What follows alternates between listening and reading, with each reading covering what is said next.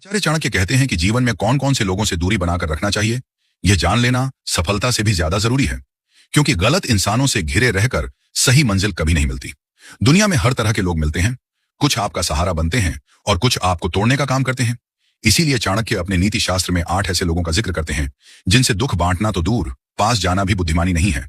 वे कहते हैं, इन 8 प्रकार के लोग किसी की पीड़ा नहीं समझते। इन पर भरोसा करना विनाश बुलाने जैसा है। राजा वेश्या, यमो ह्यग्निस्त करो बाल्याचको, पर दुखम न जानंती अष्टमो ग्रामकंठ का। चाणक्य कहते हैं कि राजा या किसी भी बड़ी सत्ता वाले व्यक्ति का दिल व्यक्तिगत दुखों से नहीं पिघलता। उनके लिए आपकी समस्या महज एक मामला होती है, भावना नहीं। व्यक्ति चाहे कितना ही दुखी हो, राजा कभी निजी भावनाओं में पड़कर नहीं चलता।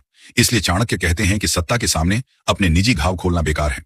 चाणक्य साफ कहते हैं कि वेश्या का प्रेम, अपनापन और सहानुभूति सब क्षणिक और स्वार्थ पर आधारित होता है। वह किसी के दुख को नहीं समझती, क्योंकि उसका संबंध दिल से नहीं, सिर्फ लाभ और लेन देन से चलता है।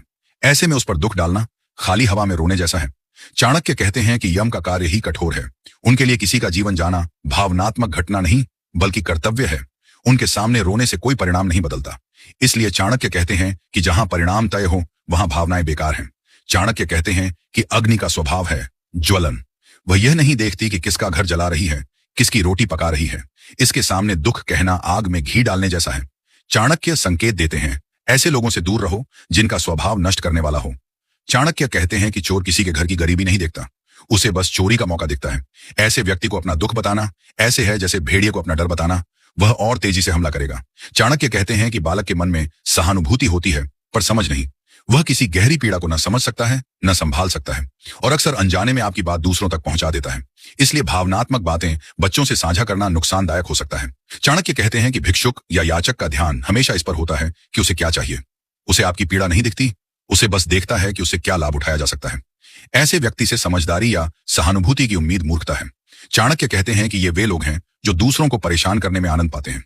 ग्राम कंटक यानी चुगलखोर, विवाद फैलाने वाले, झगड़ा खड़ा करने वाले और उपद्रवी लोग, ये हमेशा उथल पुथल करके आनंद लेते हैं। ऐसे लोगों के सामने दुख जाहिर करने का मतलब है अपनी कमजोरी उन्हें हथियार के रूप में दे देना।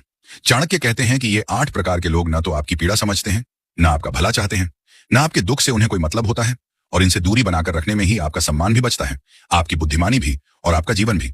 तक्षकस्य विषम दंते सर्वांगे दुर्जने विषम।